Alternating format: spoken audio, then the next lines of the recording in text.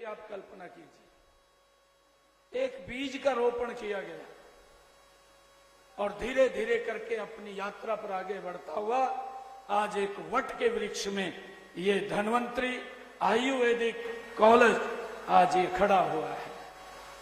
साथियों, आज इस कॉलेज हॉस्पिटल के स्वर्ण जयंती समारोह में मुझे भी आकर के विशेष तौर से आज गर्व की अनुभूति हो रही है।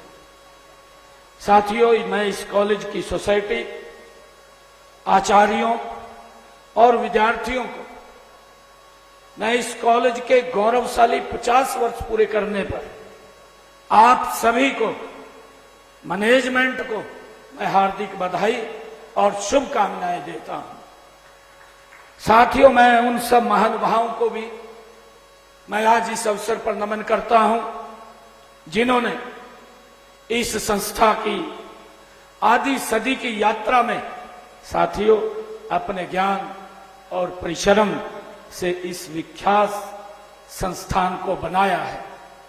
साथियों, मैं उन सब के प्रति अपनी कृतज्ञता मैं अर्पित करता हूं जो लगातार इस संस्थान से जुड़े रहे हैं।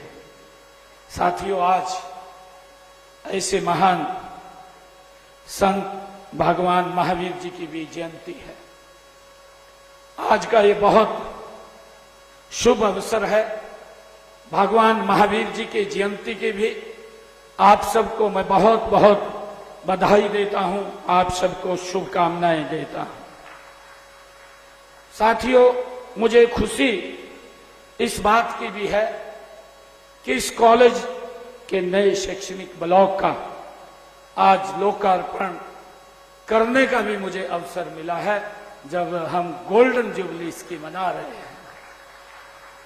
साथियों, मुझे बताया गया है कि जो हमारा ये ब्लॉक का बना है, लगभग इसके ऊपर 35 करोड़ रुपए की लागत से ये बन करके खड़ा हुआ है। मैं इस कॉलेज के साथियों, मुझे खुशी है आज जब मैं इसका लोकार्पण करने के लिए आप सबके बीच में आया हूं और इस ऐतिहासिक अवसर के ऊपर आया हूं जब हम मिलकर के कॉलेज के 50 वर्ष पूरे गोल्डन जुबली हम इसकी मना रहे हैं। साथियों, मुझे गर्व है कि मैं भी, मेरा नाम भी इस कॉलेज के साथ आज से जुड़ गया है। मैं इसलिए अपने आप को गौरवशाली महसूस करता हूं। और साथियों, मैं आप सबको एक विश्वास भी दिलाता हूं कि जब मेरा नाम आज इस कॉलेज से जुड़ा है, जब भी मैं मैनेजमेंट को ये कहना चाहूंगा, मेरे स्तर के ऊपर इस कॉलेज से संबंधित कोई भी विषय होगा, कभी भी मेरे ध्यान में लगाएंगे, मैं आगे बढ़ करके उसको पूरा करने का पूरा प्रयास करूंगा। साथियों, हम सब जानते हैं महाकवि कालिदास जी ने अपने महाकाव्य उन्होंने कुमार संभव में एक अनुपम बात लिखी है। साथियों, उन्होंने लिखा है कालिदास जी ने कि शरीर माध्यम खुल धर्म साधनम। ये कालिदास जी ने लिखा है, अपने महाकाव्य में लिखा है। उन्होंने कहा, साथियों, इसका अर्थ है कि शरीर ही धर्म का पहला और उत्तम साधन है। ये महाकवि कालिदास जी ने कहा है। साथियों, मुझे खुशी है, कहा भी गया है, ये हम लगातार बोलते भी हैं, पहला सुख निरोगी काया। हम ये अक्सर बोलते रहते हैं। साथियों, हमारा परम सौभाग्य है कि इस शरीर को स्वस्थ रखने के लिए आयुर्वेद एक वरदान के रूप में हमें मिला है। ये हमारे लिए बड़े गर्व की बात है। साथियों, मुझे ये भी खुशी है कि आयुर्वेद हमारे देश में एक अमूल्य धरोहर है। ये हमारे देश की एक अमूल्य धरोहर है। आयुर्वेद चिकित्सा पद्धति भारत की विश्व को एक महान देन है। हम सब इस बात को जानते हैं। साथियों, भगवान धन्वंतरी को आयुर्वेद का जनक कहा गया है और आरोग्य का देवता उन्हें माना गया है। साथियों, जब हम ये बात बोलते हैं कि भगवान धन्वंतरी को आयुर्वेद का जनक कहा गया है, तो उन्होंने कहा भी है। उनके जो उनकी वाणी है, उन्होंने कहा भी है कि अगर व्यक्ति का शरीर स्वस्थ है तो उससे बड़ा धन कोई नहीं है।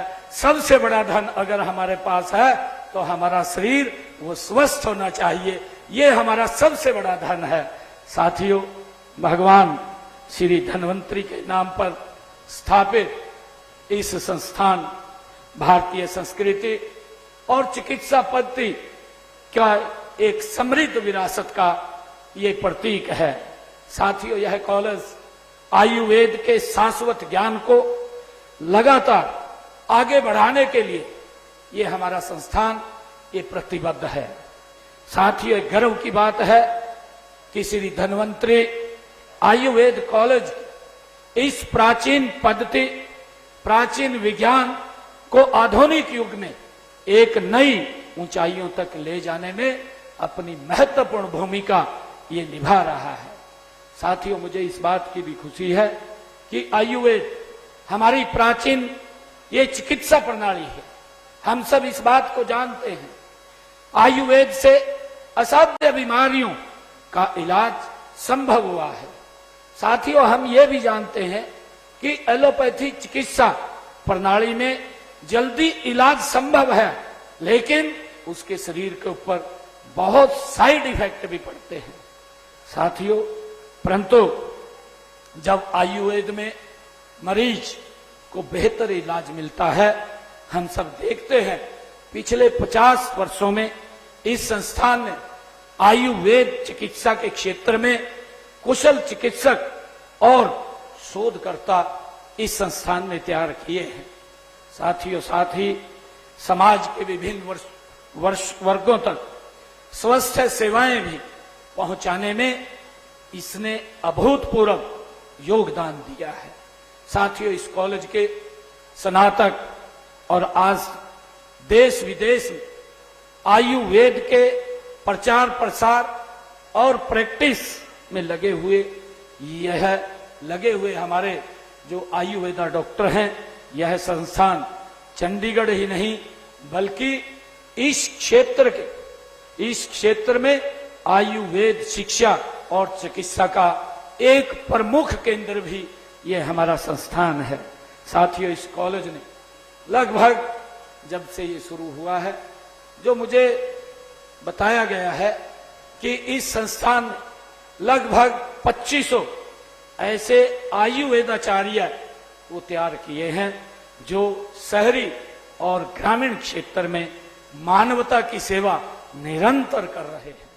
साथियों, मुझे ये भी खुशी है कि आयुर्वेद का महत्व आज के समय में और भी बढ़ जाता है, जब आधुनिक जीवन शैली से उत्पन्न होने वाली साथियों कई समस्याएं आयुर्वेदा जैसी समस्या जैसे तनाव की समस्या, मधुमेह, उच्च रक्तचाप और जीवन शैली से संबंधित रोगों के समाधान में आयुर्वेद एक प्रभावी और टिकाऊ विकल्प प्रदान कर रहा है।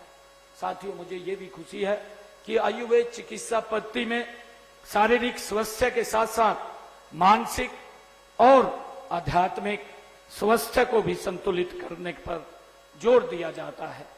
साथियों, आज रोगों का पता लगाने के लिए अति आधुनिक मशीनों का प्रयोग किया जाता है, लेकिन यह काम आयुर्वेद के ज्ञाता हमारे प्राचीन वैद्य हम सब जानते हैं, केवल हाथ की नाड़ी देख करके, वो नाड़ी देख करके ही भांप लेते थे, बता देते थे कि व्यक्ति को क्या दिक्कत है, किस प्रकार की दिक्कत है। साथियों, आज आयुर्वेद की शिक्षा प्राप्त करने वाले विद्यार्थियों को नाड़ी ज्ञान की शिक्षा देने पर भी विशेष बल देने की आज आवश्यकता है। मित्रों, आयुर्वेद के इस महत्व को देखते हुए हमने हरियाणा प्रदेश में इसे बढ़ावा देने के लिए कई ठोस कदम आदरणीय नरेंद्र मोदी जी के नेतृत्व में हमारी डबल इंजन की सरकार जो चल रही है, हमने बड़े महत्वपूर्ण कदम हरियाणा के अंदर उठाए हैं। हमने आयुर्वेद कॉलेजों और अस्पतालों को आधुनिक सुविधाओं से लैस करने, शोध से प्रोत्साहित करने और आयुर्वेद चिकित्सकों के लिए बेहतर अवसर प्रदान करने की दिशा में हमारी सरकार निरंतर गति से काम कर रही है। साथियों, मैं बताना चाहूंगा, हमारे वीसी साहब यही मंच पर विराजमान है।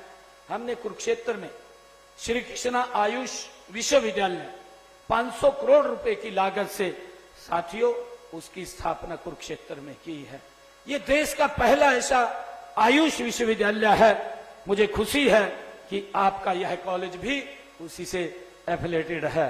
साथियों, राष्ट्रीय स्वास्थ्य मिशन के अंतर्गत हम सब जानते हैं कि प्रदेश में जिला स्तर और आयुष विग स्थापित किए जा रहे हैं, जिनमें योग विशेषज्ञों की नियुक्तियां भी हमने की गई हैं।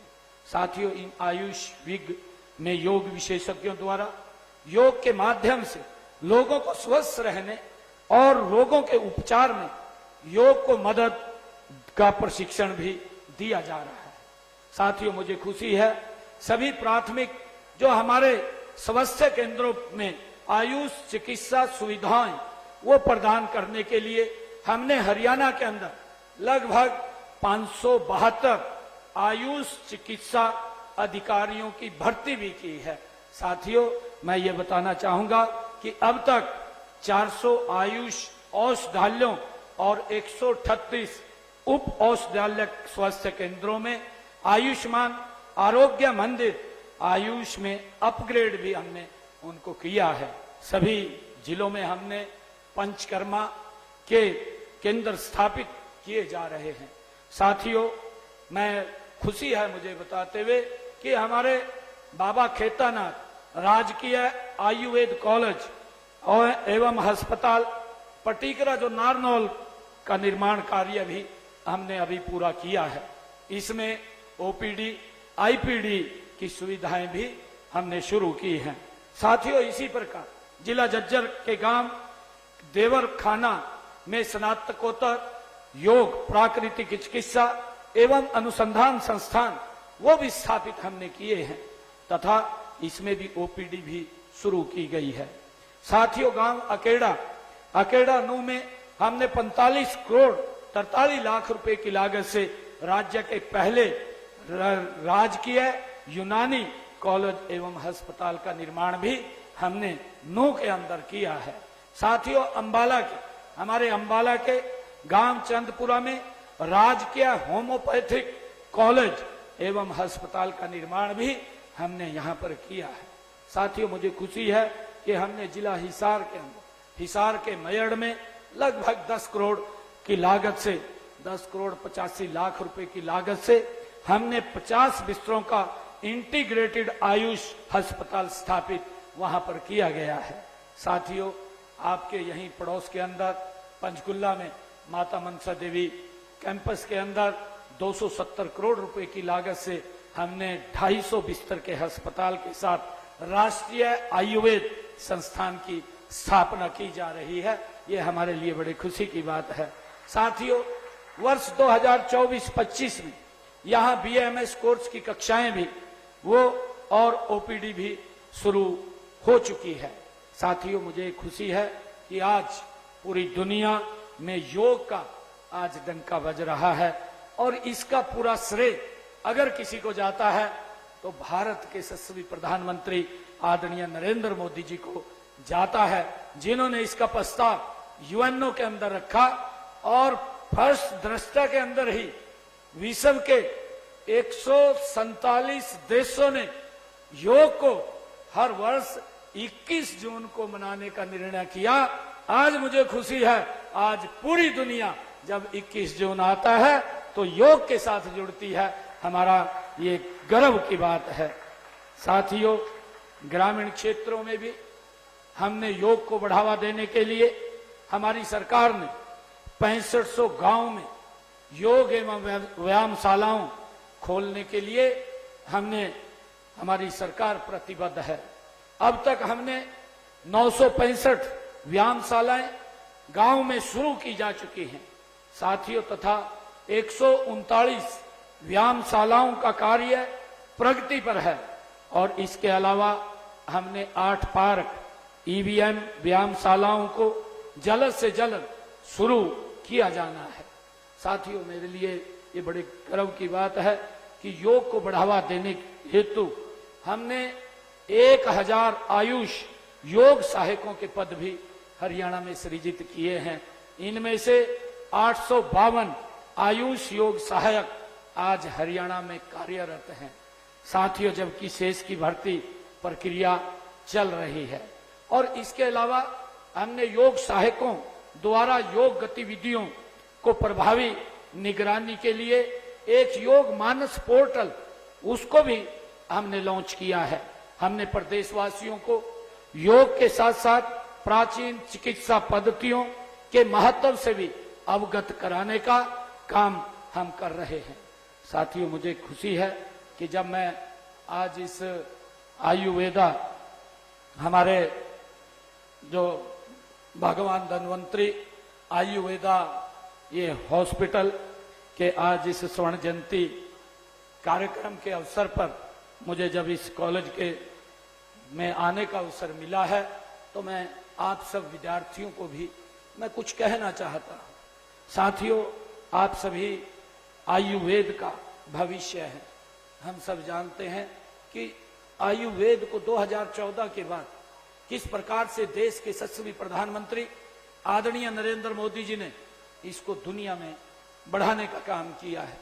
मुझे खुशी है, जब मैं कुरुक्षेत्र से सांसद था और कोरोना का बड़ा प्रकोप था, मैं उस समय के अंदर सांसद रहते हुए हमारे बलदेव राज जी वहां आयुष विश्वविद्यालय के वाइस चांसलर थे।